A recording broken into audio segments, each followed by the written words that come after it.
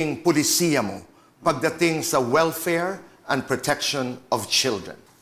Well, I happen to have approached this problem. Talagang pinag-isipan namin mag-asawa ito. Kasi alam naman natin na we hear of these stories that you have read out.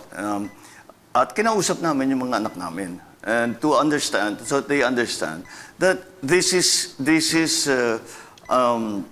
not normal. Maybe you'll find it entertaining, especially with all your hormones raging as a teenager. But this is not real life, and this shows for you to indulge in all of that shows a little bit of a lack of self-worth.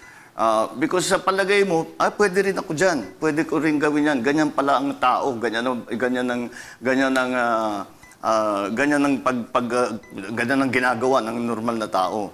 But you know what is being done while you're watching pornography is violence against whoever is involved.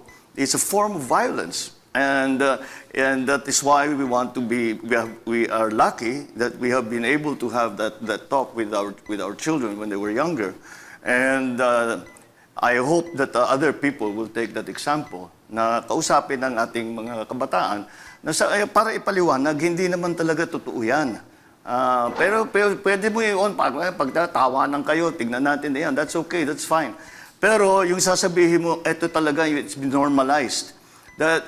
We have the same problem with violence. There's too much violence on people in games.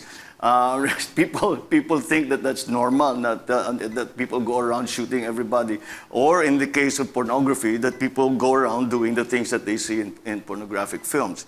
And so it really, again, is a social problem. And the parents have to be involved in this and in explaining that this is harmful. We have to, the parent, teachers are involved. All of the mentors of children have to tell them, have to explain to them that this is not the way we live. How will you put it into policy as president of the country?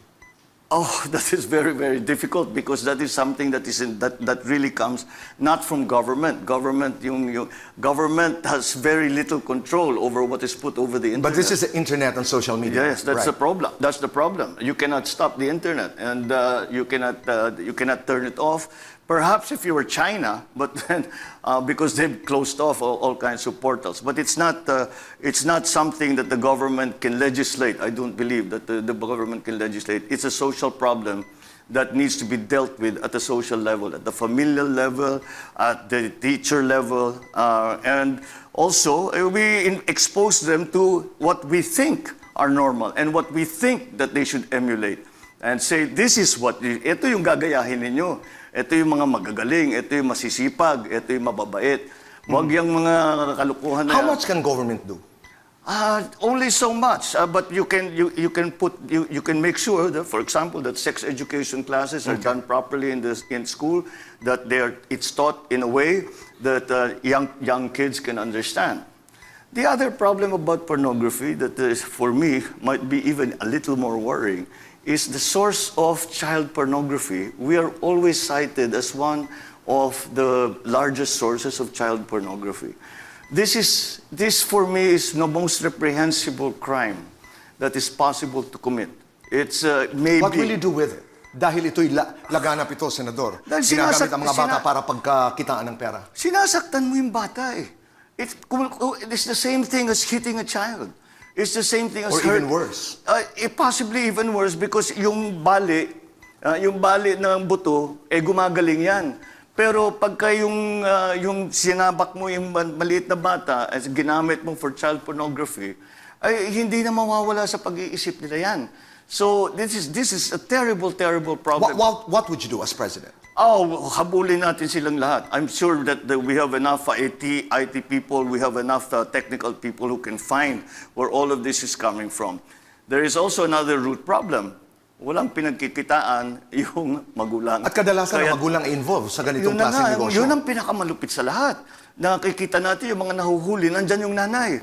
At alam nila yung nangyayari.